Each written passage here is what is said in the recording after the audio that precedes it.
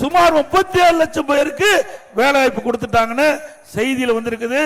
அது மட்டும் இல்ல, திரு ஸ்டாலின் அவர்கள் வெளிநாடு செல்கின்ற பொழுது சுமார் 77% புரிந்துணர்வு ஒப்பந்தங்கள் செயல்பாட்டுக்கு வந்து விட்டதாக பத்திரிகையில செய்தி வெளியிட்டிருக்கிறீங்க. அத்தனையும் உண்மை என்றால் நாங்க கேட்கிற கேள்விக்கு இதுவரைக்கும் பதில் கிடையாது. திரு ஸ்டாலின் அவர்களே, திராவிட முன்னேற்ற கழகம் ஆட்சி அமைந்த பிறகு நீங்கள் போட்ட புரிந்துணர்வு ஒப்பந்தம் எத்தனை, எவ்வளவு முதலீடு ஈர்க்கப்பட்டது, எத்தனை தொழிற்சாலைகள் செயல்பாட்டுக்கு வந்திருக்குது, அந்த தொழிற்சாலைகள் எவ்வளவு செய்யப்பட்டது. இன்னைக்கு மத்திய அரசாங்கத்தினுடைய விவரம், 3 ஆண்டு திராவிட முன்னேற்ற கழக ஆட்சியில் 68,000 கோடி தான் தமிழகத்திலே முதலீடு செய்யப்பட்டதாக செய்தி வெளியாகி உள்ளது. ஆக அத்தனையும் பச்சை பொய். மக்களை ஏமாற்றிக்கிட்ட அரசாங்கம் ஸ்டாலின் மாடல் அரசாங்கம்.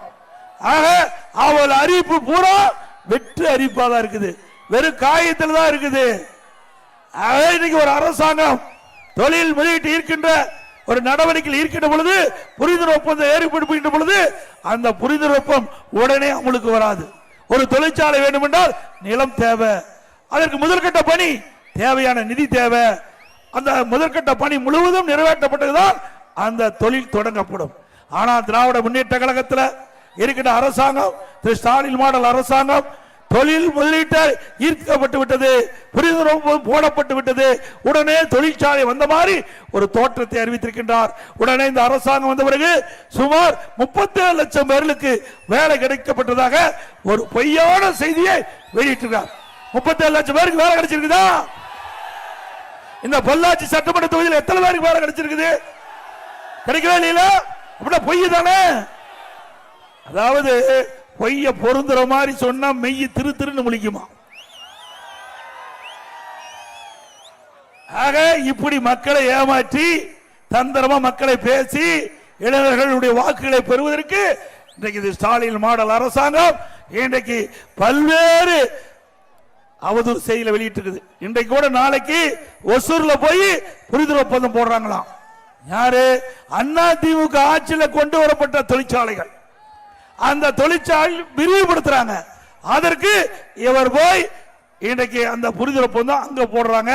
அது மட்டும் இல்ல, அங்க முதலீட்டு மாநாட்டை நடத்துவதா சொல்றாரு. ஏற்கனவே முதலீட்டு மாநாட்டை நடத்தி எந்த முதலீடும் வந்த மாதிரி தெரியல, எந்த தொழிற்சாலையும் தமிழகத்துக்கு வந்த மாதிரி தெரியல, எந்த நம்முடைய இளைஞருக்கு எங்கேயும் வேலை கிடைத்த மாதிரி தெரியல. இன்னைக்கு அண்ணா திமுக ஆட்சியில் இன்னைக்கு பாத்தீங்கன்னா டெல்டா நிறுவனம் அண்ணா திமுக ஆட்சி வந்தது, டாடா நிறுவனம் வந்தது, ஓலா வந்தது, எத்தர் வந்தது, சிம்பிள் வருது. இவ்வளவு நிறுவனங்கள் அண்ணா திமுக ஆட்சியில் வந்து பல லட்சம் பேருக்கு வேலை வாய்ப்பு உருவாக்கி தந்த அரசாங்கம் அண்ணா திமுக அரசாங்கம்.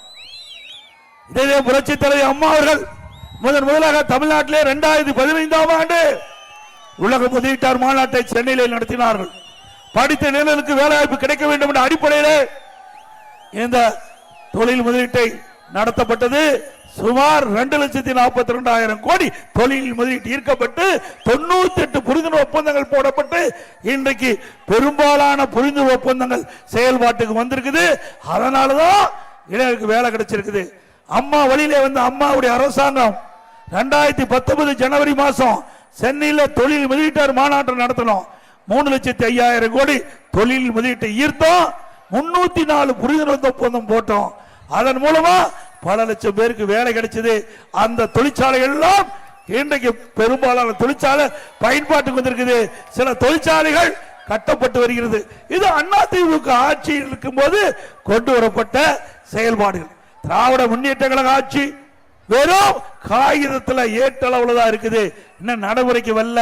ஆனா 37 லட்சம் பேர்களுக்கு திராவிட முன்னேற்ற கழக ஆட்சியில தொழில் முதலீட்டு ஈர்க்கப்பட்டு புரிந்துணர்வு ஒப்பந்தம் போடப்பட்டு வேலை கிடைத்ததாக ஒரு பொய்யான செய்தியை இன்றைக்கு விளம்பரத்திற்காக வெளியிட்டிருக்கிறாங்க.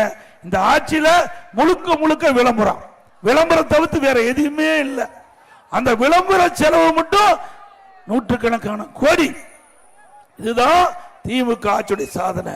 இன்னைக்கு அண்ணா திமுக ஆட்சி திமுக ஆட்சி ஒப்பிட்டு பாருங்க.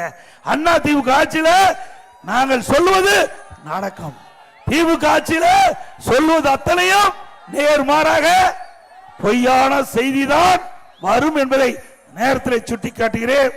அது மட்டுமல்ல,